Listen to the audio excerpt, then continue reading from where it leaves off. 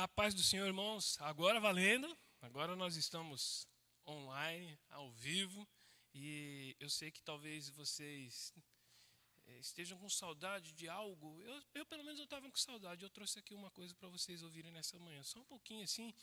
Vou tentar pegar o som aqui do celular, mas acho que tem muita gente aí que está com saudade disso aqui, ó.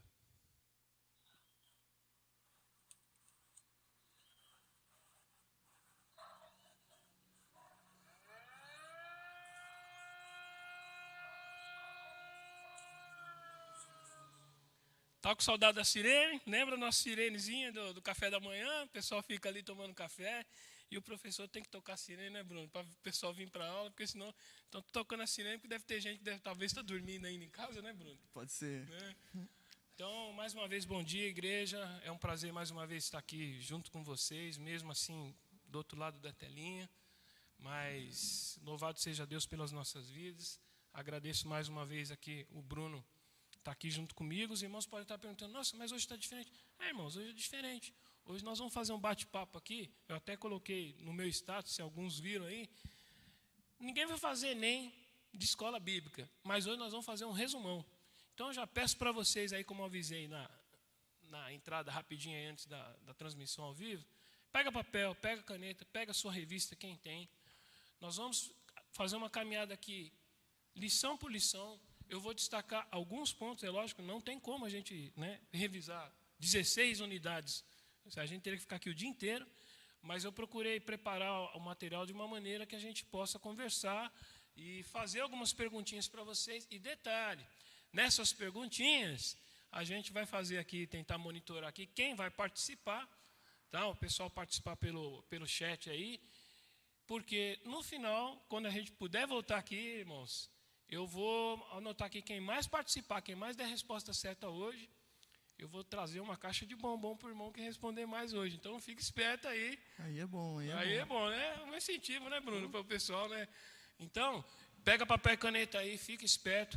Aí vocês vão falar assim, nossa, irmão Sérgio, mas ninguém estudou. Meu irmão, palavra de Deus, a gente tem que estar com ela todo dia na cabeça. Mas eu sou um professor bonzinho, então, tudo que eu for perguntar para vocês, eu vou dar 3 dicas aqui. Olha que o professor vai dar até a cola antes da prova, hein? Ou a pergunta vai estar relacionada com a imagem da lição, daqueles gabaritos lá que a gente sempre mostra nas transmissões. Então, o Guilherme vai estar mostrando um por um, conforme a gente for avançando nas lições. Ou essa resposta vai estar lá na conclusão ou na oficina bíblica da revista do aluno. Sempre tem lá aquele trechinho escrito conclusão ou oficina bíblica. Então, vocês, quando eu estiver na aula falando, vocês prestem atenção que e normalmente eu vou tocar no assunto, ainda que de maneira indireta, para ajudar vocês a dar a resposta. Só vai ter uma unidade que eu lembro ali que eu marquei no papel, que eu vou responder algo que eu vou falar, comentar durante a aula. Então, preste atenção. Entendeu? E no final nós vamos marcar ali para ver quem é que vai responder mais. Bruno, bom dia, Pai do Senhor. Bom dia, Pai do Senhor. Pai do Senhor para todo mundo que está aí em casa. Bruno, pedir para começar aí que você possa fazer a oração, e aí a gente começa nosso resumão, né? Senhor, meu Deus, te agradecemos, Pai, por esse momento, Pai, te agradecemos por esse momento de estudo da Tua Palavra, Pai. Mais um domingo aqui de escola dominical com o nosso professor irmão Sérgio, que o Senhor possa, Pai, estar nos guiando nesse resumo que nós iremos fazer agora das lições que foram dadas durante todas essas semanas e que o Senhor possa estar falando aos nossos corações. É isso que eu te peço e já te agradeço, em nome de Jesus, amém. Amém, amém, amém. Irmãos, só lembrando aí, tá? A gente trabalha com a revista porque é uma maneira de facilitar no preparo das aulas e de facilitar que vocês acompanhem. Mas isso não substitui a nossa condição ideal de cristão, tá? De fazer a leitura da palavra de Deus, né? Então, tudo que a gente vai falar aqui hoje é muito mais para ajudar vocês a entenderem aquilo que foi falado ao longo da revista toda, para vocês refletirem em alguns pontos que são importantes, né? Não que não tenha nenhum ponto que não seja importante, mas assim, de chamar atenção para algo que a gente foi comentando durante a revista, porque essa revista, eu estava vendo, Bruno, basicamente, a gente pode dizer que essa revista Marcas no Ser, ela tratou de 3 grandes áreas: os atributos de Deus, as características de Deus e a justiça que vem de Deus. Então, em cima disso, irmãos, é interessante eu chamar a atenção para vocês de alguns pontos que fiquem fixos, fiquem sempre constantes na cabeça de vocês. Quando a gente lê lá na palavra de Deus, leva a palavra guardada na testa, é justamente isso, levar na tua mente a palavra de Deus. Então, isso vai te ajudar na tua caminhada como cristão e vai te ajudar também a propagar a palavra de Deus. Então, eu vou pedir para o Bruno. Bruno, você pode ler aí nessa sua folhinha aí, esse primeiro item, que seria referente à primeira lição. É a única que a gente não vai fazer projeção, porque eu só anotei alguns comentários. A primeira lição, ela falava, um dilema. Eu queria que você lesse para a gente aí, Gênesis 1, 27, se você puder, para a gente entender e começar a falar sobre isso. Aí depois você lê os 3 tópicos que eu separei aí, por gentileza. Tá. Gênesis 1, 27, né? Isso.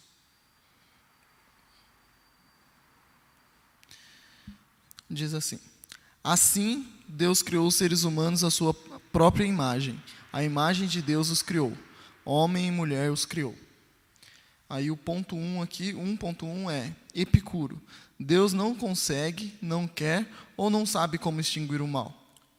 Isso. Esse Epicuro, como a gente viu lá na primeira lição, gente, é um dilema de um pensador, né, que ele achava que começou a pensar sobre Deus e ele falava assim, bom, de tantas coisas que aconteciam, ele tinha essa ideia de que, com relação à vida, ao mal, ou Deus não consegue, ou não quer, ou não sabe como extinguir o mal. Só que aí, nós lemos, já acabamos de ver em Gênesis 1, 27, o que a palavra de Deus diz? O que a palavra de Deus diz? Que nós fomos criados à própria imagem de Deus. Sim. A única coisa que acontece, está aí no versículo 2, é que nós temos o quê? Uma visão distorcida da palavra de Deus. Né? Aí, irmãos, vocês podem ler aí também 1 Coríntios 13, 12, para vocês verem o que diz a respeito disso. Né? Vamos ver ali 1 Coríntios 13, 12. Né? Eu leio junto com vocês para nós entendermos como é que, embora sejamos feitos à imagem e semelhança de Deus, como é que nós temos a visão em relação ao reino de Deus. Então, 1 Coríntios 13, 12 diz assim: agora vemos em espelho, de maneira obscura, então veremos face a face. Agora conheço em parte, então conhecerei como também sou conhecido. Então, grande parte desse problema de Epicuro vem do quê? Dessa visão distorcida que nós temos de Deus. Né?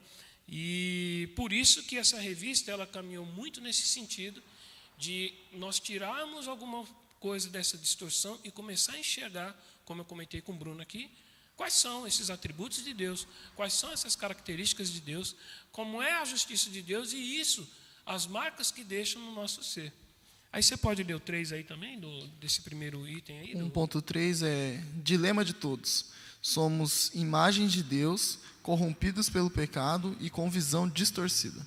Aí, Bruno, quando você, só relembrando desse tema, o que você acha importante, então, a gente ter como ponto básico, tirando dessa lição, em relação à nossa visão de Deus? O que você entende quando você vê alguém te perguntando assim, poxa, mas como é que é Deus para você? O que é Deus para você? Como que você enxerga Deus? Como eu enxergo Deus? Isso. Eu enxergo um Deus misericordioso, né? E amoroso. Porque mesmo nós sendo pecadores, Ele ainda deixou, mesmo que seja um resquício da própria imagem dEle no nosso ser, né? Que é interessante esse de Gênesis lá, que fala que nós somos feitos à imagem e semelhança dEle, que essa imagem e semelhança não é algo físico, né? Porque o nosso Deus não é físico. E sim são as características de Deus em nós, entendeu? Que é o amor, que é o sentimento pelo outro, toda essa questão que significa a imagem e semelhança de Deus. Né?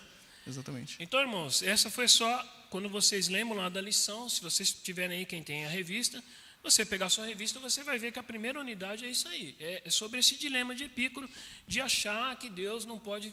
E ao longo da revista, nós vamos rever aqui as unidades, que não, que Deus, Ele age contra o mal, Ele tem uma preocupação com as nossas vidas. Né? Então, nós vamos ver isso lição por lição. O Guilherme já pode soltar aí o primeiro slide, que nós vamos entrar agora na lição 2. que é o quê? A lição 2, ela se tratava de potência máxima, a onipotência de Deus. Então já começa a ficar esperto aí, irmãos, que ao final das coisas que eu vou falar aqui, nós vamos ter uma perguntinha, tá?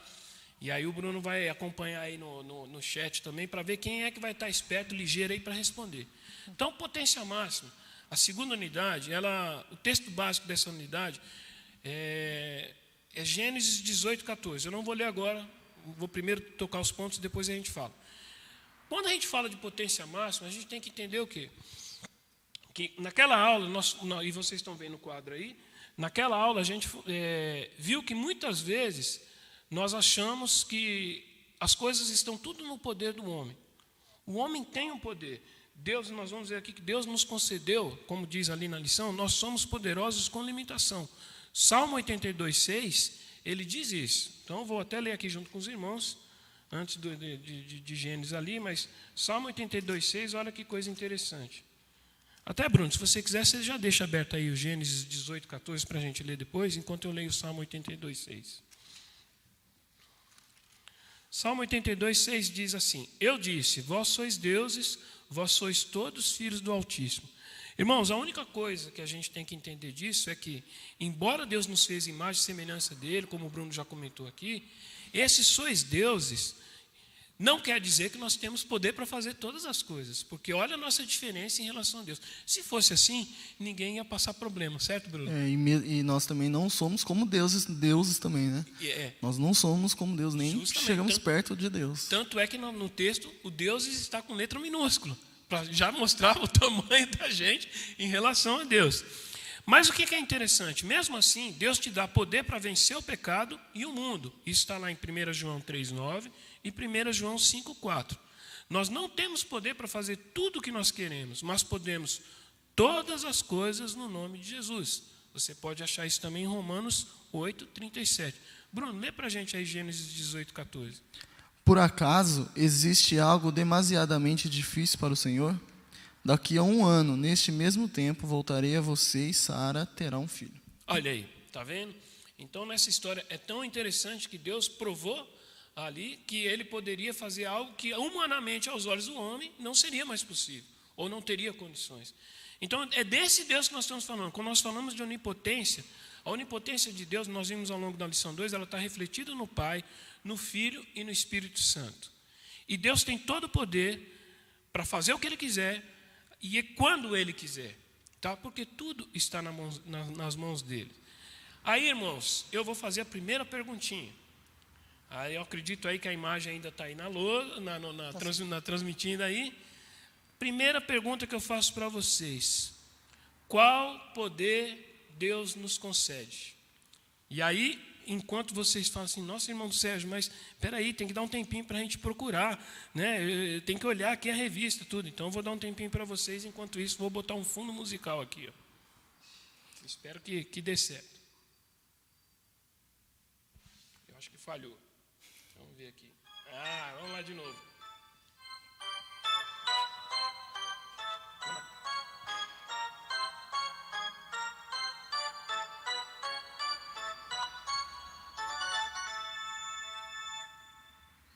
E aí, alguém já respondeu, Bruno? Não, ninguém. Irmãos, ainda. vamos nos ajudar aí. Vocês não vão deixar eu e o Bruno aqui falando sozinho, né?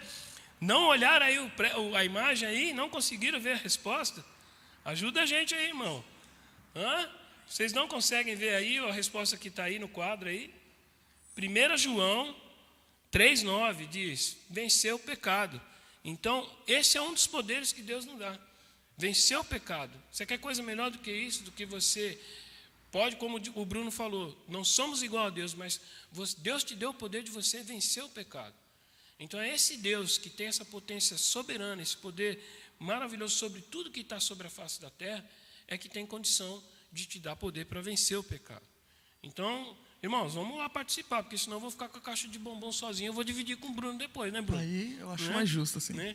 Bruno, vamos partir para a lição 3, Guilherme, pode soltar o slide da lição 3 e o Bruno vai partir para a leitura aí dos itens da lição 3. A existência de Deus, que são as 5 vias de Tomás de Aquino. Então, o 3.1 é o motor, que está lá escrito em Gênesis 1:1, causa de todas as coisas. Certo. Que está escrito em João 1, de 1 a 3. Isso aí. O 3.2 é necessário antes do contingente. Está lá em Salmos 90, versículo 2. E o 3.3 é padrão para a perfeição. Está lá em Mateus 5:48. E direção para tudo, Romanos 11:36. Amém. O pastor está respondendo aqui, ó. Ele falou que é poder de criar, desenvolver a ciência, e ele está pedindo bombom. Eu vi. A Fátima também falou que ela pensou em salvação. Então, essa dinâmica aí, os irmãos... eu concordo, pastor, concordo, mas eu acredito que o maior poder realmente que a gente tem é justamente esse, de vencer o pecado. De poder ter essa segurança de não ficar na dependência só de outros homens. Isso a lição falou muito ao longo das outras unidades que nós vamos ver, mas o maior poder que eu vejo é justamente esse, de você, na sua vida, no dia a dia, tudo aquilo que se levantar diante de você com dificuldade, você saber reconhecer a sua fraqueza humana, mas saber que Deus te dá principalmente o poder de vencer o pecado, de vencer algo que, humanamente falando, para você não é capaz. Porque na questão de vencer o pecado, Jesus já venceu o pecado por nós lá na cruz, né? Isso, justamente. Ele já venceu todas as coisas, então nós só precisamos viver aquilo que Ele já nos proporcionou. Nos proporcionou. Nesse capítulo 3, das 5 vias que está aí projetado aí na tela, a gente, quando fala que Deus é o motor, Gênesis 1:1, o motor de todas as coisas, o que ele quer dizer com isso? Ele quer dizer que justamente, conforme a gente viu na revista, todas as coisas, todo movimento necessita de algo para botar aquilo em marcha, certo? Então Deus é esse motor principal. Todo efeito requer uma causa. Então nós vimos na lição que a causa de todas as coisas existirem no mundo é Deus.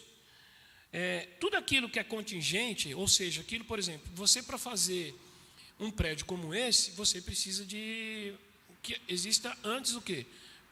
Comprar material, você precisa de um engenheiro para projetar como é que vai ser a estrutura, de um arquiteto como vai decorar.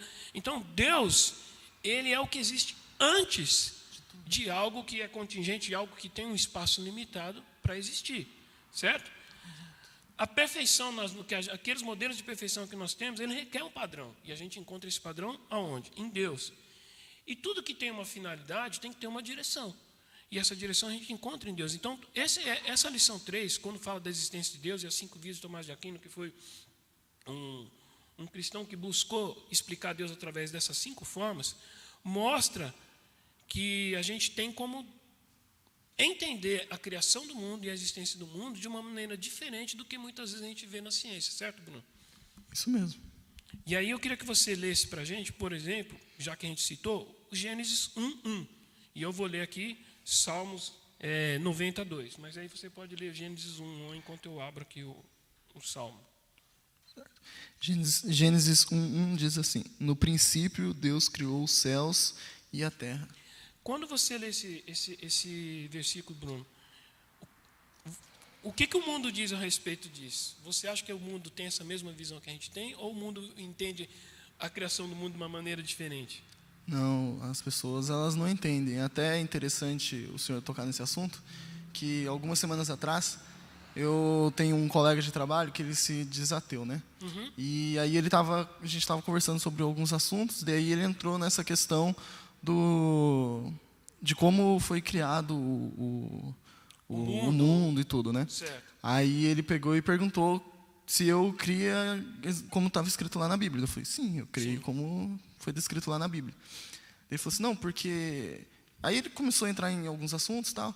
Aí eu peguei e falei assim, o nome dele é Nicolas. Eu falei, Nicolas, eu creio que Deus, como o senhor falou, ele é o motor de todas as coisas.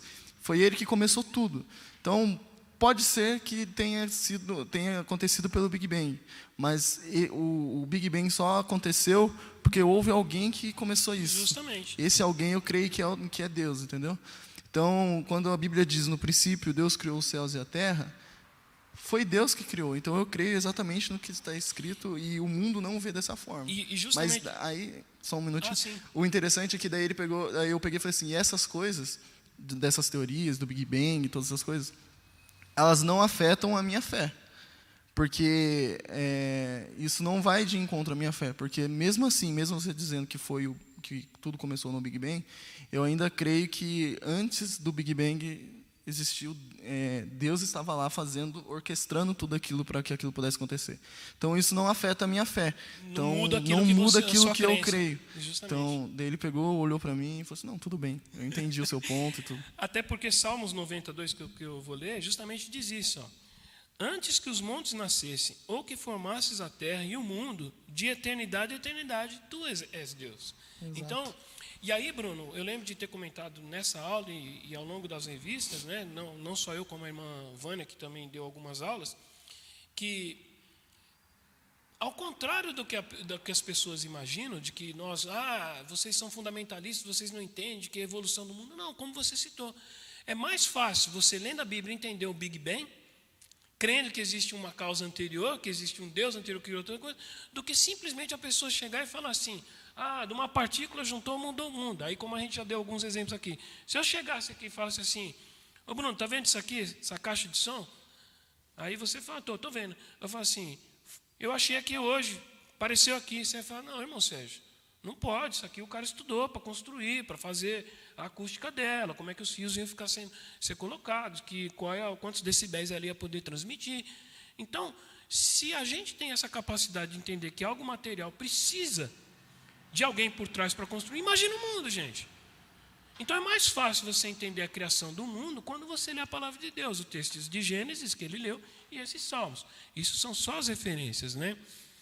E aí eu já estou dando spoiler, mas pega papel e caneta. Qual o instrumento eficaz que temos para mostrar a existência de Deus? De novo, vou repetir a pergunta. Qual o instrumento eficaz que temos para refletir a existência de Deus? Procura, irmão.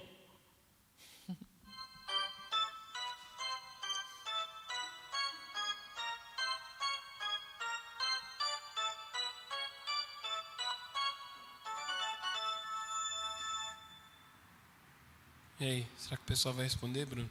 Estou achando que o pessoal está dormindo, viu? Estou achando que está todo mundo com esse frio debaixo do cobertor. Eu não sei se o tempo está sendo curto. Gente, de novo, tudo que eu estou falando para vocês, ou vai estar na projeção, ou vai estar lá na sua revista, lá na parte de conclusão, oficina bíblica. E esse texto específico, glória a Deus, aleluia, Luciana, parabéns, a Bíblia, Hebreus 4:12, vamos ler lá para confirmar o que a irmã está falando, se você conseguir abrir, o Bruno está mais rápido ali no celular do que eu na Bíblia, no papel. Lê aí para a gente, Bruno.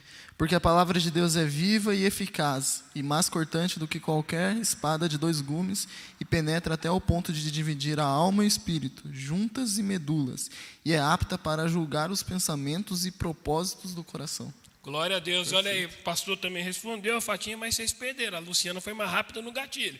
Então, a Luciana está ganhando por enquanto aí. Ô, Guilherme, se você puder, vai anotando um papelzinho aí, os irmãos que vão respondendo aí, para não me perder. E a gente vai continuando. Agora sim, agora já vi vantagem. Vamos para a 4ª unidade. A 4ª unidade, ela falava sobre um assunto que é muito, como que se diz assim, não conflituoso, é polêmico, um assunto polêmico, que é justamente a questão do mal. E a revista falou em várias unidades sobre a questão do mal. Mas a lição número 4, se vocês pegarem aí, ela... Resposta de Abacuque, justiça ante o mal. Lembrando um pouco o livro de Abacuque questionava a Deus, se Deus não se importava com a maldade que acontecia no mundo. Não é? E o livro, ali Abacuque vai vendo, conforme Deus vai respondendo para ele entende que Deus realmente se preocupa. E aí, essa lição, junto com as outras que falam sobre o mal, ela traz um aspecto interessante. E que eu procurei bater nessa tecla durante muito tempo, a irmã Vânia também. Existe uma grande diferença de um texto que é muito conhecido de algumas pessoas, que citam Isaías 45:7, ele vai ser abordado mais à frente, a gente vai ler, mas o mal que nós estamos falando, quando alguém chegar para você e falar assim, Deus permite o mal, vira para essa pessoa e pergunta, de que mal que você está falando? O mal calamidade, o mal justiça ou o mal moral? Porque como nós acabamos de ver na existência de Deus e na onipotência de Deus, Deus não criou o homem para ser mau. Deus criou o homem para ser bom, a imagem e semelhança dele. Ainda que essa semelhança seja uma semelhança com proporções bem distintas, Deus criou o homem para ser bom. Mas a partir da entrada do pecado na vida do homem, o homem deu espaço para, ao invés de ter a bondade reinando no seu coração, a maldade moral. E aí Deus usa a maldade, calamidade, para trazer justiça e correção na vida do homem. Então, irmãos, isso, além das coisas que eu vou comentar aqui rapidamente, isso é o que tem que ficar mais claro na cabeça de vocês. Quando falarem para vocês que Deus permite o mal, pergunte para as pessoas de que mal de que você está falando. Porque o mal da maldade, o mal daquele que o pecado, aquele que só vem trazer de destruição sem benefício nenhum, esse é o mal do pecado. Certo, Bruno? Você quer comentar alguma coisa? Ou eu posso ler aqui e você depois comenta? Não, pode seguir. Então eu vou ler aqui, olha. Na quarta lição nós vimos que saber que Deus age diante do mal moral. Deus criou o mau juízo para corrigir o pecado mal moral que surge na ausência de Deus. Isso está lá em Abacuque, no capítulo 3, de 1 a 19. E o texto eu queria só que você lesse para a gente o Isaías 45, que é justamente o texto que eu comentei. Enquanto o Bruno está procurando, então tudo foi criado por Deus e nada é impossível para ele. Porém, ele não criou o mal moral, pois seria contra a própria natureza dele, natureza boa de Deus. Já acabei de dizer isso para vocês. Isso a gente vê lá em Jó 42, de 1 a 6. E como cristãos, Abacuque, a gente vê somente no capítulo 3 de Abacuque, a gente vê que a gente não deve ser questionador. A gente não deve viver só de reclamar, de achar que Deus não está atento às coisas que não... Não, nós devemos ter uma postura de viver pela fé. Abacuque entendeu que ele tinha que viver pela fé para ver a justiça de Deus sendo atuante, né? E quando você entrar nesse tipo de discussão, porque Deus é mau, entenda que isso é a artimanha de Satanás para tirar das costas dele a culpa por ter trazido o pecado ao mundo. Porque Satanás, como a gente viu, Lúcifer era um anjo de alto escalão no reino de Deus. E até aquele momento, ele não tinha problema. O problema foi que quando ele almejou se colocar acima de Deus, se colocar como Deus, ele se afastou da luz, se afastou da presença de Deus e deixou o mal entrar. Então Deus sempre criou o sol e a lua, Deus criou o dia e a noite, Deus criou... Se você for ver, Deus cria sempre as coisas em equilíbrio. Então, se Ele criou a bondade dentro do coração do homem, Ele criou a maldade para corrigir e trazer o homem de volta a essa bondade. Não a maldade moral, o pecado. Isso não vem de Deus. Lê para a gente aí Isaías 45. A glória do Senhor se manifestará, e toda a humanidade haverá, pois a boca do Senhor o disse. A glória do Senhor se manifestará. E toda a humanidade haverá, pois a boca do Senhor o disse. Ou seja, quando você vê alguma calamidade acontecendo, é porque, eu acho que até outro texto, mas vale aí a gente comentar em cima disso. Quando você vê alguma calamidade, algo muito grandioso acontecendo, saiba que Deus está por trás. Mesmo no meio dessa pandemia, a gente tem que entender o propósito de Deus. É difícil muitas vezes a gente ouvir isso, porque você fica pensando assim, poxa, irmão Sérgio, mas está morrendo tanta gente. É como eu acabei de dizer, a palavra de Deus diz que o sol nasce para o rico e para o pobre, né? O dia mau vem para o justo e para o injusto. Então não é porque nós decidimos seguir a Deus que nós vamos estar isentos dessas calamidades, não, né? Nós cremos que Deus tem poder para nos manter isentos disso, mas Deus tem o controle, porque o propósito de Deus na vida humana, de principalmente usar calamidades para corrigir aquilo que está errado, a gente tem que entender isso também. Tem até um escritor e pastor chamado John Piper. Ele escreveu agora, nesse período de quarentena, um livro sobre isso, Coronavírus e Cristo. Quando? Agora, num tempo de quarentena. Sim, mas como é que é o nome do... Coronavírus e Cristo. Coronavírus e Cristo. Interessante, isso eu não tinha visto ainda não. Nossa, é muito bom, e ele explica como ele vê Deus dentro dessa situação, né, na questão do mal, que isso é um mal para a humanidade e tudo, e como ele vê Deus dentro disso daí. É muito bom, eu indico para todos. Tem lá no site da Amazon Prime, lá, se você olhar lá, Tem Kindle lá, você baixa, é baratinho, é muito bom. E é curtinho o livro. E é um livro de fácil entendimento. Então, Fácil. irmãos, o texto que eu estava querendo ler, eu até achei aqui também, acabou que a referência ficou um pouquinho deslocada. É Isaías 45:7 que diz: Eu formo a luz e crio as trevas. Eu faço a paz e crio o mal. Eu, o Senhor, faço todas essas coisas. Esse texto é um texto que as pessoas usam fora de contexto, como a gente costuma dizer. Quando Deus falou aqui para Isaías desse cria o mal, é o mal correção. Então, quando você vê principalmente a história de Israel, que Deus sempre colocou os profetas para avisar Israel de tudo que iria acontecer, e que se não andasse conforme as leis de Deus, viria a correção, viria o juízo. Então, aqui ele está falando de quando o povo de Israel ia ser invadido pelos babilônicos, ia ser tomado e ser levado cativo. Então, ele não estava falando aqui de deixar o homem matar o outro sem noção, ou de ser uma pessoa que engana o outro, entendeu? Deus está falando aqui do mal, correção, não o mal moral. Então, até isso que o senhor está falando aí, é interessante e é bom a gente entender isso, né? Sempre procurar saber o contexto desse texto que a gente está lendo. Justamente. Então, como o senhor disse, Isaías estava profetizando sobre algo que iria acontecer pelo pecado do povo. Então, pelo povo estar pecando, pelo povo ter se desviado, pelo povo estar daquele jeito. Então, Isaías estava sempre falando, Deus, se vocês não voltarem, se vocês não se consertarem com Deus, ele vai fazer isso.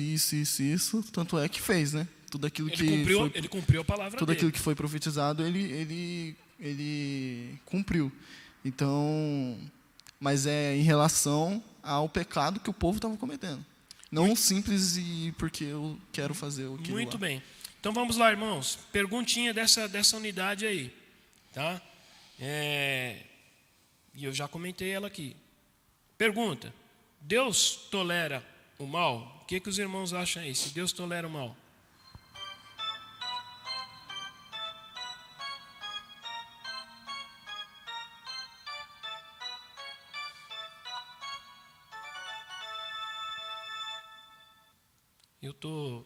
O pastor respondeu aqui, não. Que Deus não tolera o mal. Sim, pastor, mas completa aí, pastor. Ajuda nós aí, pastor. Deus não tolera o mal. Onde é que está como é que fala? A referência aí, pastor. Me ajuda aí, pastor.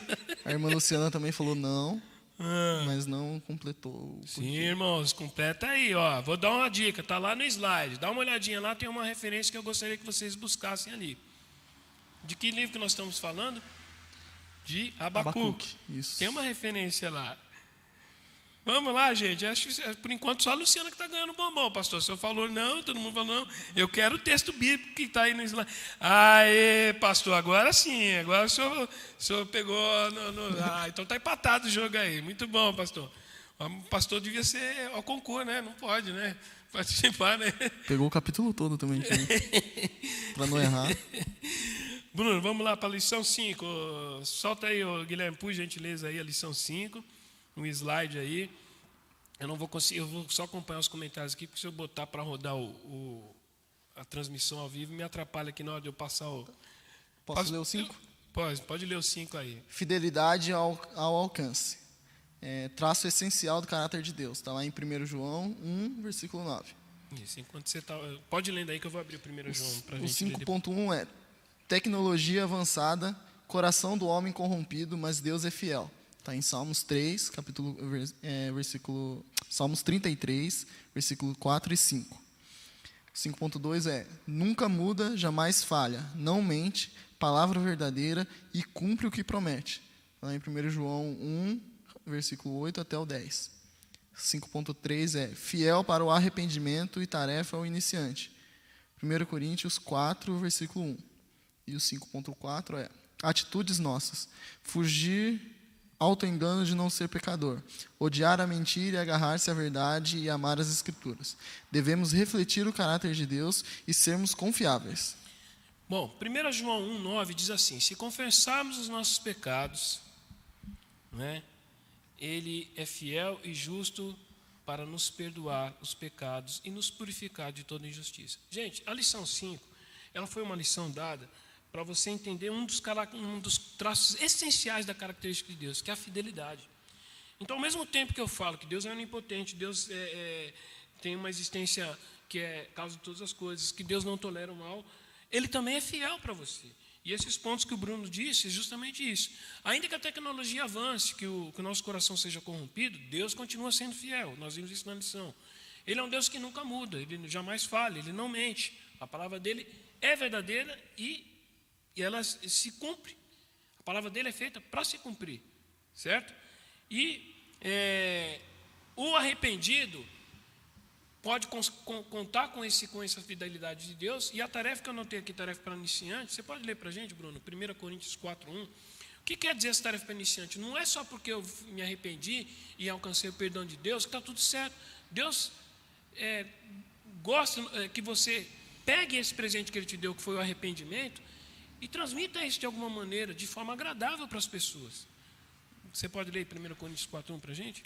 Assim, pois, importa que todos nos considerem como ministros de Cristo e encarregados dos mistérios de Deus. Muito bom. Então, você é ministro de Deus. Então, a partir do momento que você recebeu isso na sua vida, você tem que, quase que por obrigação, continuar e transmitir isso adiante. É o e ID, é uma forma de você compartilhar com as pessoas, né? É o ID, né, que Jesus deixou, né? ID por todo mundo. Justo. Irmãos, agora está olha, se vocês não responderem essa, que, meu Deus, vamos lá. Contexto, pegue aí, quero saber de vocês como Deus manifesta a sua fidelidade para nós.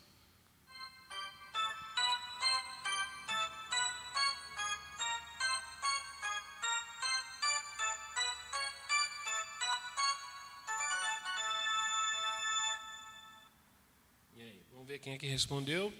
Ninguém ainda, hein? Nossa, a pessoa colocou aqui. A Luciana falou, através do seu amor. Sim, mas eu acabei de ler um texto aqui, agora há pouco, né? Que mostra como é que Deus, uma das maneiras. Tudo bem, concordo com a irmã, não vou deixar de dar ponto para ela, não, tá, irmã? Vou ser justo com você. Mas o texto que eu queria que vocês refletissem aí é justamente 1 João 1,9. Se confessarmos os nossos pecados, Ele é fiel e justo para perdoar os pecados e nos purificar de toda injustiça. Então, para mim, eu anotei esse texto porque é uma maneira muito clara, Bruno, de entender o porquê que a gente deve crer nessa fidelidade de Deus. Porque Ele é o único que pode perdoar os nossos pecados e continuar sendo o mesmo Deus com a gente. Porque, olha, se não é natural entre o ser humano, que às vezes alguém fala, se eu chegar aqui, dar uma canelada no você, e eu te pedir perdão, você vai falar o quê? Perdoa, irmão Sérgio, mas que você vai ficar meio receoso comigo, vai. De uma próxima vez que a gente for jogar uma bola para ele, você vai falar assim, irmão Sérgio já me deu uma canelada, ele pode me dar outra canelada. É ou não é? Sim. Isso é natural do ser humano. Mas Deus não é assim. Deus, quando Ele te perdoa mesmo, irmão. Ele não vai ficar lembrando as coisas. E a gente, na nossa natureza humana, às vezes a gente tem esse erro de ficar, como se diz, tentando lembrar coisas do passado para seguir em frente. O pastor aqui, ele pegou e falou que é através de Jesus. A Elifânia falou, pelo seu amor para com a humanidade. Aí, a Elifânia falou de novo, pelo seu amor, Ele deu o seu Filho para morrer por nós. A Andréia deu um versículo aqui, um capítulo, Números 23, 19. Vamos ler o que a Andréia colocou. Deixa eu ver aqui o que está escrito lá. Números 23, 19. Foi só falar de bombom, começou todo mundo a aparecer para responder. Oh, glória a Deus, aleluia.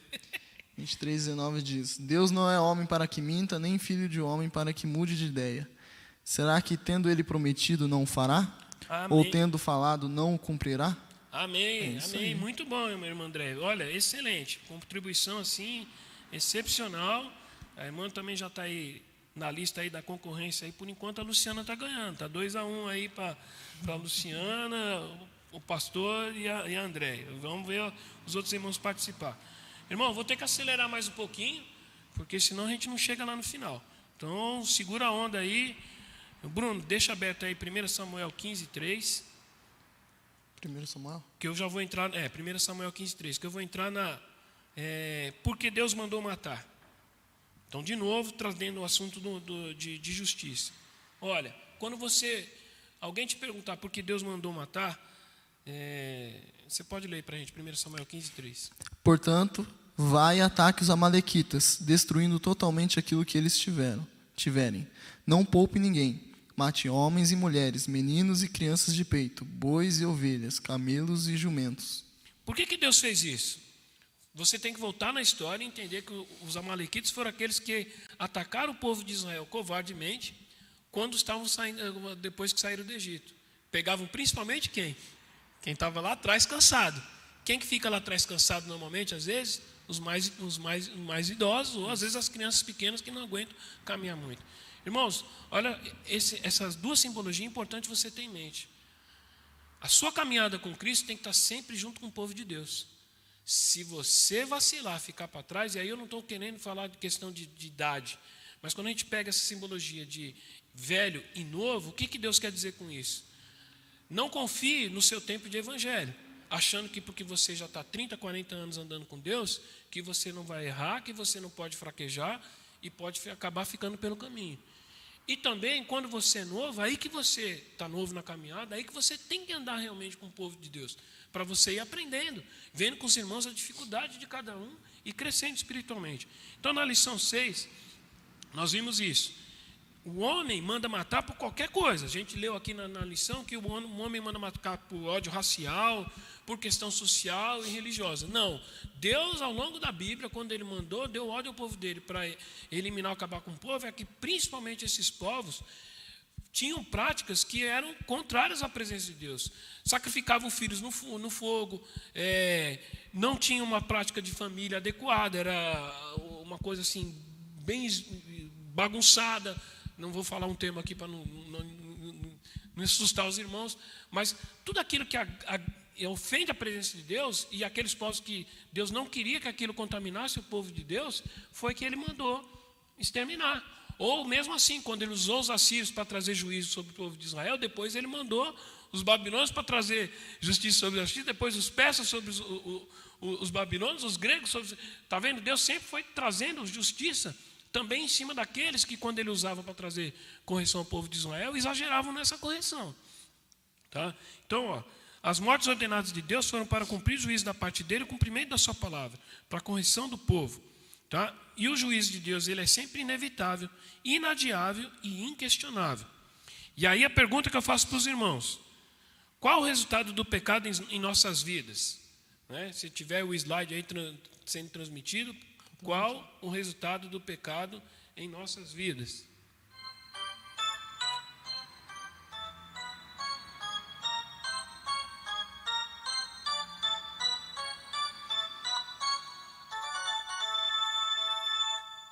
Quem respondeu aí? O pastor já pulou na frente. Morte e morte eterna. Ó, Luciano, você vai ter que brigar com o pastor aí, vai ter que correr atrás, hein? Todo mundo respondeu morte. Todo mundo. Quem foi o primeiro? Foi o pastor? Quem foi o pastor. Foi o pastor, depois a Mari. A Mari. O pessoal está todo mundo desesperado. A morte é morte eterna. Isso aí está lá em Romanos 6:23. O salário do pecado é a morte. Bruno, lê o 7 aí rapidinho para a gente. Deus, padrão de perfeição. Está lá em Deuteronômio 32:4. Isso. Perfeito, santo e imutável são os seus de qualidade. 7.2. Somos imperfeitos e devemos buscar imitar a Cristo, a sermos santos e não sermos oscilantes. 7.3. O Espírito Santo nos ajuda na busca dessa perfeição. Está lá em Filipenses 2, do 12 até o 16. Gente, então padrão de perfeição.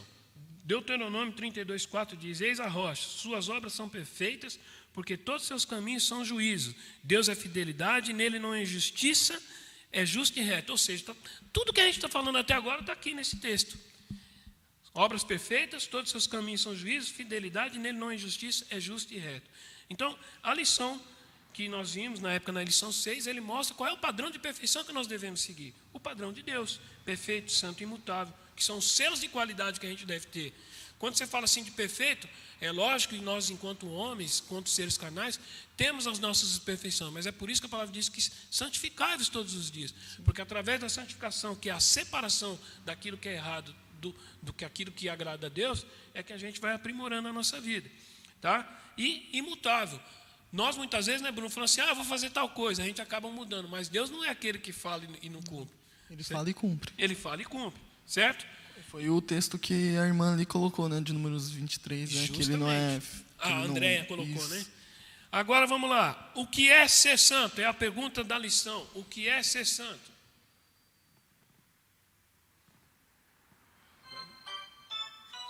Se tiver alguém respondendo aí, já pode falar que eu paro a musiquinha. O pastor respondeu. Diga o que o pastor... Separado. Ser santo e separado. E qual texto tem aí na lição que fala isso aí? Vamos lá. E o pastor quer bombom. Pastor, o senhor tem que dar um tempinho para o irmão, né, pastor? Senão eu vou ter que comprar umas 3 caixas de bombom para o senhor, né?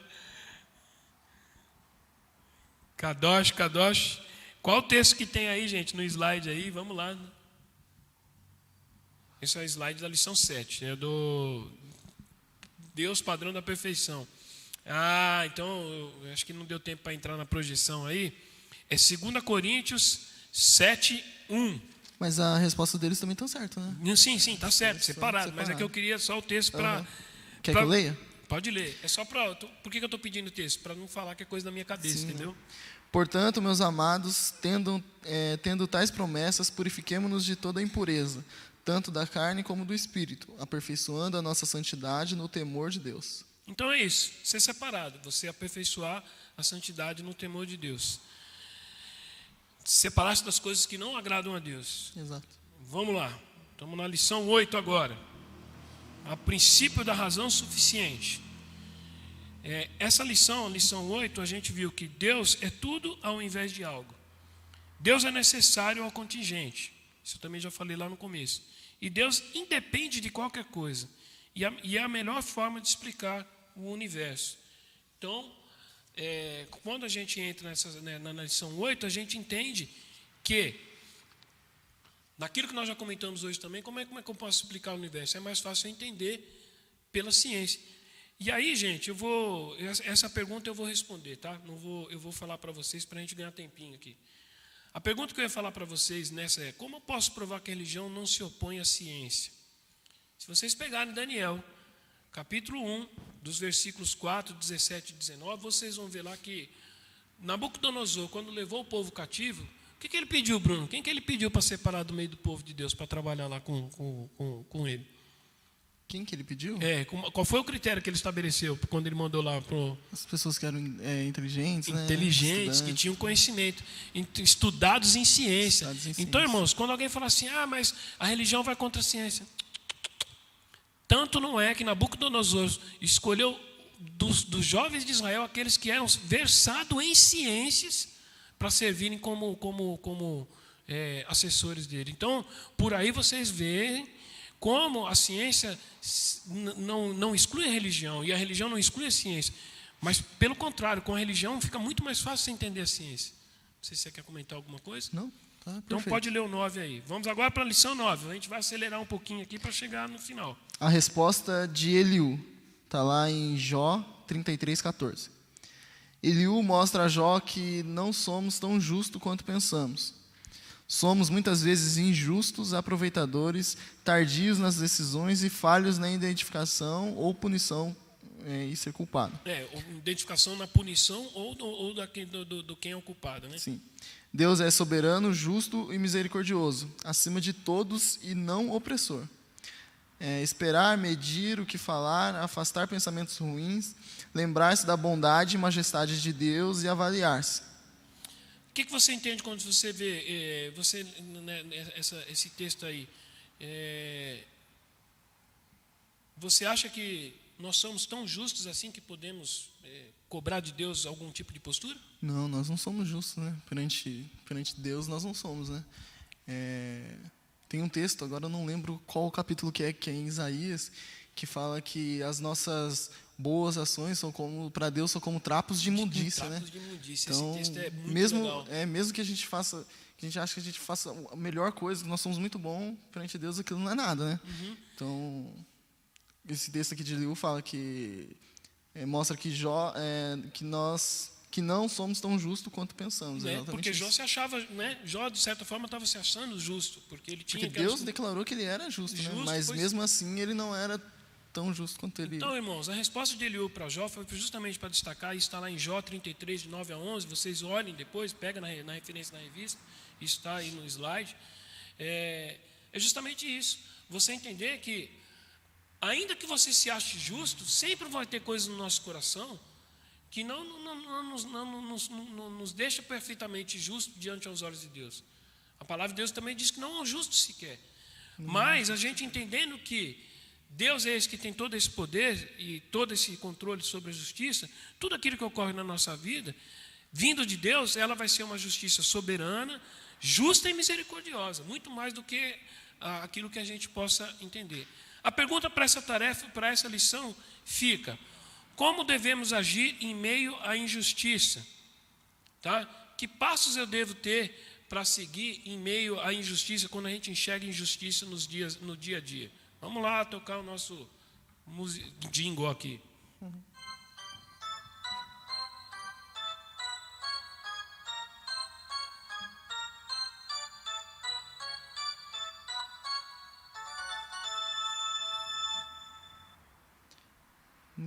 E aí?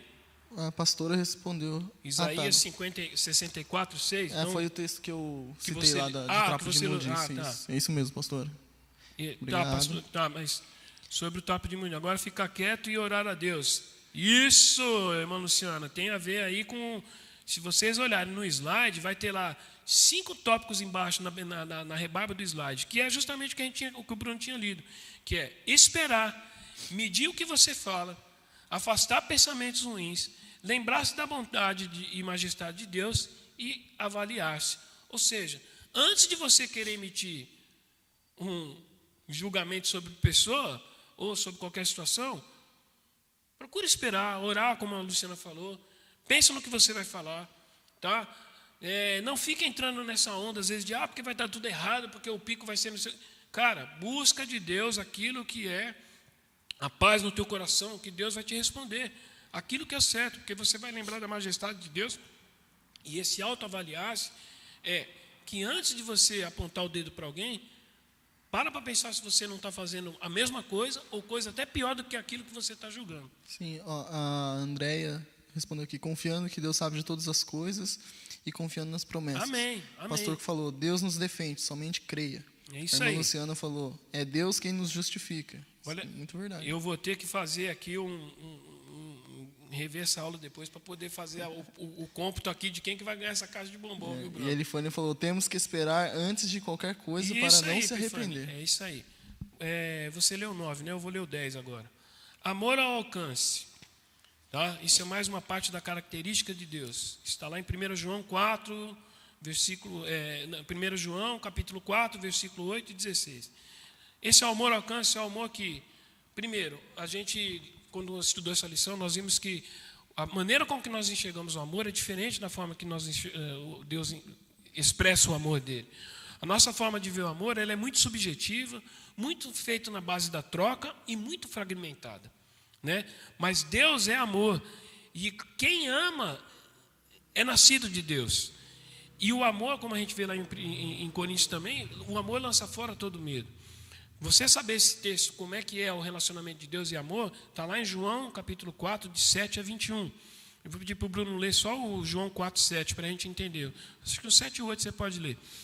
E enquanto ele está procurando ali, Deus ele expressa todo o seu amor para a nossa vida com misericórdia, com graça e com paciência. E os mandamentos que Deus nos dá, o básico, é amar uns aos outros, né? Amar a Deus sobre todas as coisas, mas amar uns aos outros, porque somente quando eu amo um ao outro é que eu posso conhecer a Deus. E somente quando eu realmente amo o meu irmão, independente de qual circunstância, é que eu posso ser considerado filho de Deus. Lê João aí para a gente. 7 e 8, né? Isso. João 4. 4, 7 e 8. Isso. Nisso veio uma mulher samaritana tirar água e Jesus lhe disse, dê-me um pouco de água, pois os seus discípulos tinham ido à cidade comprar alimentos. É 1 João, desculpa. É 1 João? Não é João, né? Faltou um aqui. 1 João. Calma aí. Deixa eu ver aqui. 1 João 4, 7 e 8, né? Irmãos, segurem aí, tá? A gente vai passar normalmente uns 10, 15 minutinhos, mas a gente encerra tudo aqui. Amados, amemo-nos uns aos outros, porque o amor procede de Deus. Isso. E todo aquele que ama é nascido de Deus e conhece a Deus. Quem não ama não conhece a Deus, pois Deus é amor. Olha, gente, então esse é o aviso principal. Quem não ama não conhece a Deus. E é muito fácil a gente amar os... Até você lendo do samaritano coincidiu. Você vê como Deus é bom. Porque naquele exemplo do samaritano, a mulher fica preocupada ali com Jesus, porque os judeus não falavam com os samaritanos. Então como é que eu posso demonstrar meu amor se eu não falo com as pessoas? Eu não vou falar com fulano. E infelizmente a pior coisa que tem quando acontece dentro da igreja. Quando às vezes os pastores falam que eu não falo com fulano porque fulano respondeu mal. Gente, dentro da igreja principalmente não pode existir esse tipo de coisa. Tem algum problema com o seu irmão? Não está conseguindo resolver? Vai lá, ora, busca a Deus, jejua, mas trata aquilo. Traz o perdão para o seu coração. Porque a pergunta que eu faço para vocês, para responder aqui, mas tem a ver com isso. Você tem que ser tratado no teu coração para você viver em comunhão. Porque se eu não amar o meu irmão, eu não vou conhecer a Deus. Não adianta eu falar que eu vou no culto todo domingo, ler a palavra, eu não estou conhecendo a Deus. A pergunta agora... Irmão Sérgio, deixa eu só fazer um comentário. Vamos comentário lá. aqui. Nesse ponto 2 que o senhor colocou aqui, falou assim, Deus é amor, ama quem é nascido dele. O amor lança fora o medo. Isso. Esse ama quem é nascido dele, se a gente for ler também lá em Romanos 5, esse texto eu li semana passada. Amém. E toda vez que eu puder falar, eu vou falar dele, porque esse versículo é muito bom. Deixa Deus fluir. Ele fala assim, mas Deus prova o seu próprio amor para conosco pelo fato de Cristo ter morrido por nós, quando ainda éramos pecadores. Então, ele não só ama aquele que é nascido dele, mas também aquele que, antes mesmo que nós pudéssemos aceitá-lo, conhecê-lo, ele já tinha nos amado, né? Ele já provou o seu amor dando Jesus na cruz. Então, amém. Só para ficar bem... Não, muito perfeito.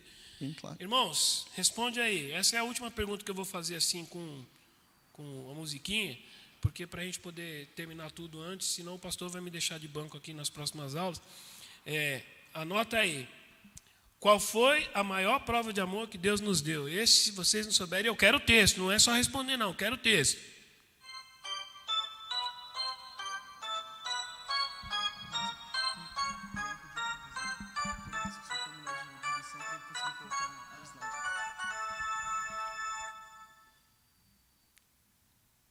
E aí? O pastor falou que Jesus morreu por todos. A irmã Luciana falou em 1 João 4,12, fala que o seu amor está sendo aperfeiçoado em nós. A Andréia falou que é Jesus. Agora o pastor, agora sim, pastor. João 3,16. Elifânia falou, deu o seu filho para morrer por nós. Isso. Irmãos, tudo isso tá até válido, mas o texto que eu queria trazer, o pastor colocou aí, João 3,16. Né? Esse texto, Deus amou o mundo de tal maneira que entregou seu filho para morrer por mim e por você. Então, não tem prova maior de amor do que essa. Ô Bruno, eu vou só dar um aviso aqui, pessoal. Gente, a lição 11 a lição 11 e a lição 11 eu juntei junto com a 13. Então, eu vou ler esse, Bruno, e depois você já lê o outro. Porque fala de mal de novo. Então, só vou passar, a gente já falou muito sobre o mal aqui, eu não vou fazer essa pergunta de novo. Mas, quando alguém perguntar para você, Deus é o autor do mal, isso estava lá na lição 11. E Deus, não precisa nem colocar a transmissão, os slides, tá, o Guilherme? Que eu só vou comentar. Deus é o autor do mal, está na lição 11. Deus é a liberdade e o mal, estava na lição 13. De tudo que a gente já falou sobre isso, só relembrando, Deus não criou o mal moral. Isaías 45:7. Alguns filósofos ligam o mal a uma questão de evolucionismo, de utilitarismo, de razão, de consciência, de natureza humana. Acha que o homem é bom, não merece sofrer. Mas toda a origem do mal vem da desobediência de Adão. Isso está lá em Gênesis, capítulo 2, de 15 a 17. E detalhe, ali Deus falou para ele, deu tudo para Adão. Só falou assim, só não come daquela árvore. Porque ele falou, o dia que você comer, você vai morrer. Então não foi aquela ordem de pai para filho que não faz isso porque eu não quero. Deus explicou que não era para ser feito. Mas Adão resolveu desobedecer. Então, essas duas lições nós voltamos muito a comentar sobre isso. Então, só tenha certeza, Deus não tolera o mal, Deus não criou o mal moral, tá? E Deus te deu o poder de escolher entre o bem e o mal. E a gente tem aprendido qual é o que a gente tem que escolher.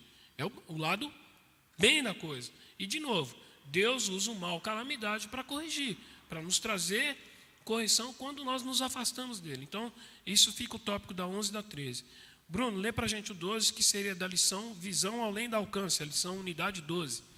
Aí o Guilherme pode projetar aí, embora eu não vou perguntar, mas projetar aí só para os irmãos relembrarem aí o texto. Está lá escrito em Hebreus 4,13, né, que é o versículo-chave. Nunca temos total domínio e conhecimento dos resultados das nossas decisões.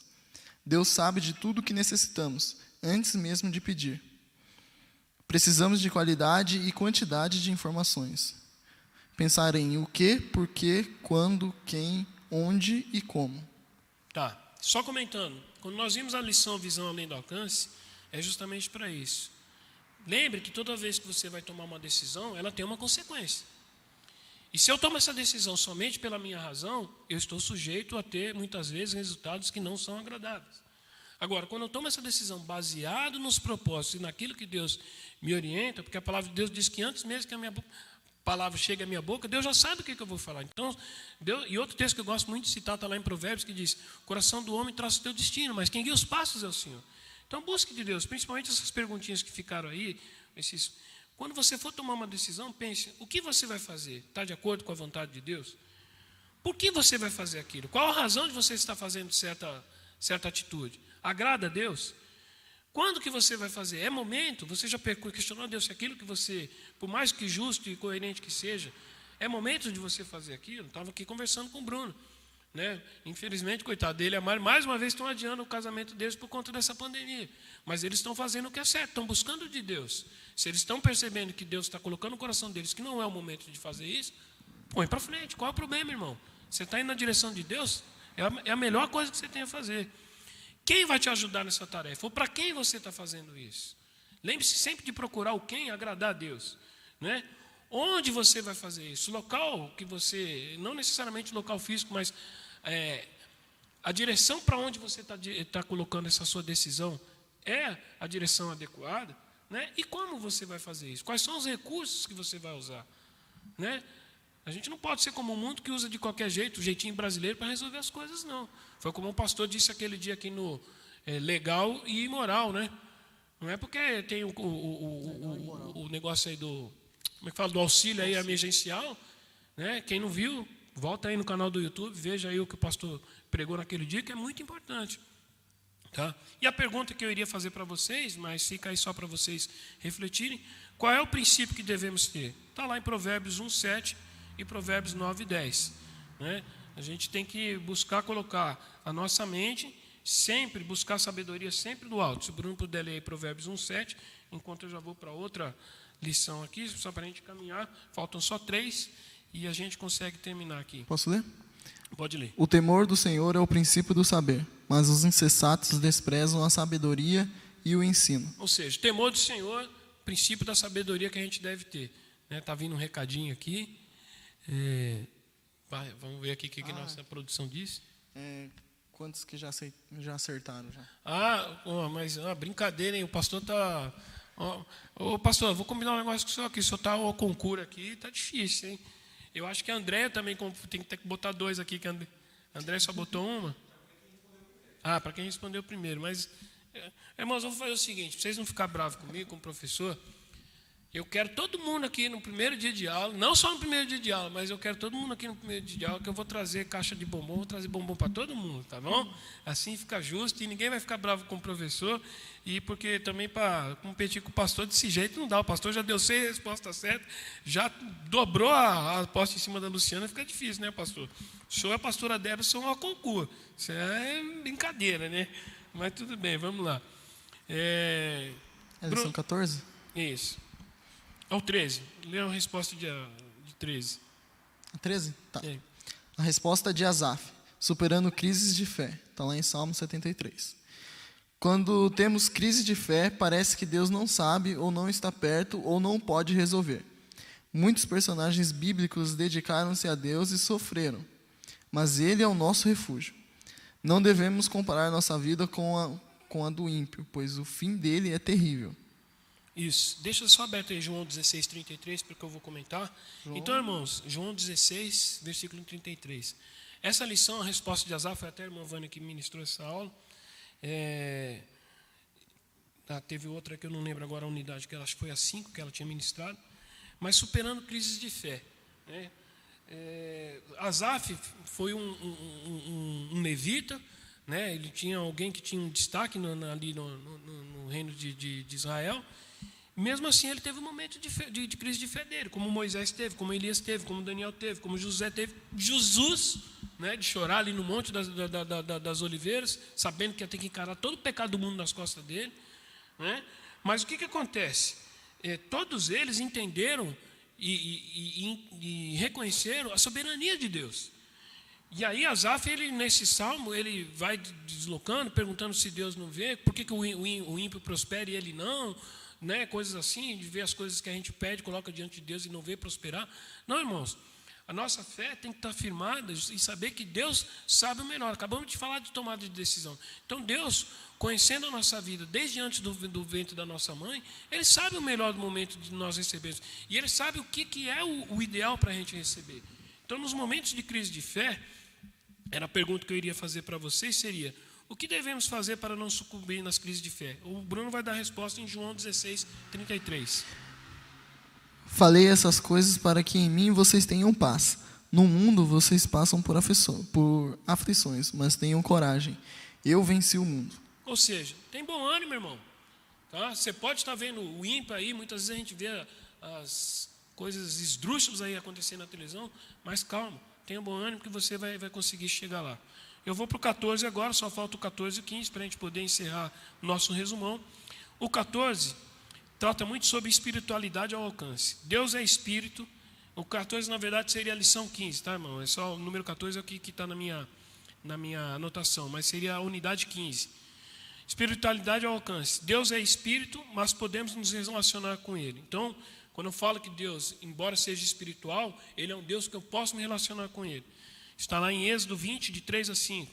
Podemos desfrutar dessa espiritualidade. Também encontro isso em João 4, 23 a 24. Relacionamento totalmente diferente do mundo. Ele é um relacionamento interno, de livre acesso, que nos leva do material espiritual. Que a gente comentou nessa lição, que tem determinadas religiões aí que você tem que ir até determinado local para poder adorar a Deus, você tem que fazer algumas ofertas para a natureza, para adorar a Deus. Não, Deus, a partir do momento da morte de Jesus ali na cruz, Ele te deu livre acesso para falar com Ele. Você não precisa de mais intermediário nenhum. O fato de nós irmos na igreja, como eu sempre falo, considera a igreja como um local que você realmente vem para se recarregar suas energias, ver que outros irmãos estão vivendo a mesma luta que você, ouvir os testemunhos, mas você é igreja dentro e fora do templo. Pastora, eu lembro que no dia dessa aula, a pastora compartilhou isso aí, somos igreja em qualquer lugar. A parede é ser apenas um lugar onde a gente pode realmente ter certeza que a gente vai estar ali falando de mesmas coisas, né? E não se desviando para outras coisas que estão lá fora. Mas quando eu estou na minha casa, quando eu estou no meu local de trabalho, eu também sou igreja, eu também posso demonstrar essa espiritualidade que eu tenho com Deus. E aí, Bruno, se você puder deixar aberto 1 Tessalonicenses 5,17, que responde a pergunta que eu faria para vocês, como eu posso me relacionar constantemente com Deus? A resposta de como eu vou me relacionar com algo que é espiritual, que eu não vejo carnal, está em 1 Tessalonicenses 5,17. Orem sem cessar. Orar sem cessar, irmão. Até a Luciana já tinha falado isso lá atrás. Quando eu oro sem cessar, quando eu estou em comunhão com Deus, esse relacionamento é perfeito. E a última lição, que seria a 16, o Bruno vai ler aí o item 15. Deus é possível de se conhecer. Está lá em Salmo 39, versículo 6. O que conhecemos de Deus está manifesto em nós. Ele é o grande eu sou. Elevadíssimo, mas não inatingível, amoroso e totalmente verdadeiro. O que você pode dizer? É impossível conhecer um Deus assim, Bruno? Não é impossível. Não é? Desses textos aí, sabe para a gente o Salmo 139,6, para a gente poder fazer as duas últimas leituras aqui. O Salmo, você vai ler o Salmo 139,3 e depois eu vou ler um outro versículo aqui, para encerrar a aula, esse nosso resumão. Salmo 139,6. Tal conhecimento é maravilhoso demais para mim. É tão elevado que não o posso atingir. Gente, esse salmo é aquele salmo que a gente vê que nas profundezas, se eu for, Deus me encontra lá. Se eu subir mais alto das nuvens, Deus está lá. Se eu for lá para o canto do mar, Deus está lá. Então, Deus está em todo lugar, né? Então, esse Deus, ainda que seja espiritual, ele não é impossível de eu conhecer, de me relacionar com ele. De eu saber ele não se esconde, né? E aí, João 17:3 diz assim, ó, João 17, pulei aqui o capítulo aqui. João 17:3 diz assim: o que é vida eterna para a gente? A vida eterna é essa, que conheçam a Ti, um único Deus verdadeiro, e a Jesus Cristo, a quem enviaste. Irmão, com a leitura desse texto aqui, eu quero encerrar a aula hoje. Eu sei que foi um pouco corrido, eu tentei fazer um negócio um pouco mais dinâmico, um pouco assim no sentido de brincadeira. Todo mundo que participou está de bênção, louvo a Deus pela vida de vocês. Espero ver vocês aqui no primeiro dia de aula presencial. A gente ainda vai continuar um tempo aqui virtual. Vou trazer bombom para todo mundo merece. Mas não é só porque eu vou trazer bombom que é para vocês irem não, tá, irmãos? O maior bombom que vocês merecem é a palavra de Deus, tá? Essa aqui nunca falta na vida de vocês.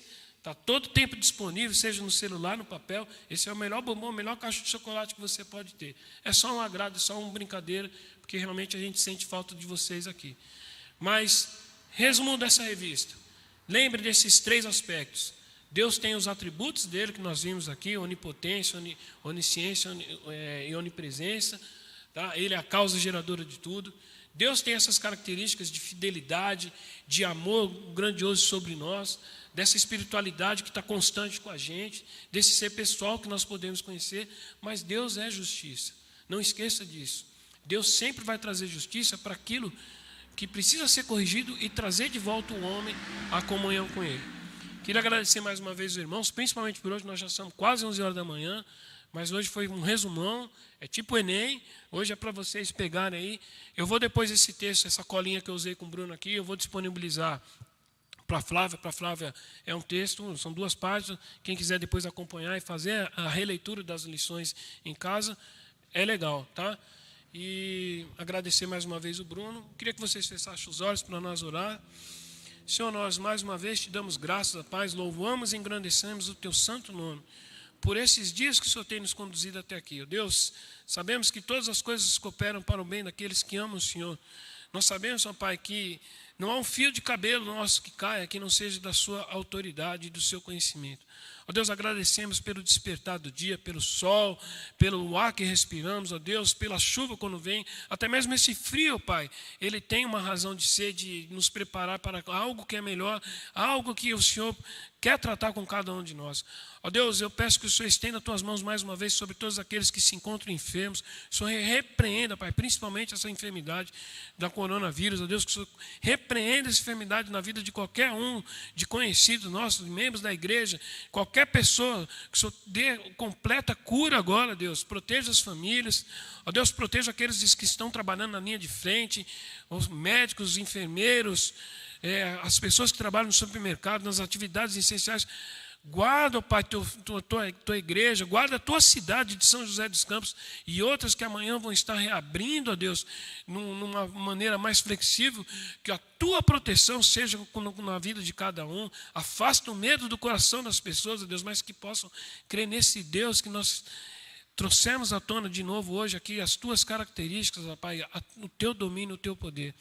Pai, esteja com a tua amada igreja durante todo o dia de hoje. Já nos prepara para o culto à noite. Já nos prepara de forma alegre, atenta, que novamente seja outra festa na casa do Senhor. É assim que eu oro, em nome de Jesus. Amém. Bruno, obrigado pelas vezes que você pôde comparecer aqui, aos irmãos que estiveram aqui também. Vamos continuar fazendo, o Bruno talvez venha. Irmãos, e você que ainda não veio, fica o meu convite. Vem aqui, eu estou com saudade de muitos irmãos que às vezes eu peço, pastor, chama fulano, está em vergonha. Não precisa ter vergonha não, eu aqui não é gostoso, Bruno, a gente fica aqui, bate papo. Eu costumo enviar para os irmãos que vêm para cá antes, já uma colinha da aula, é benção. Irmãos, beijo grande para vocês e até outra hora.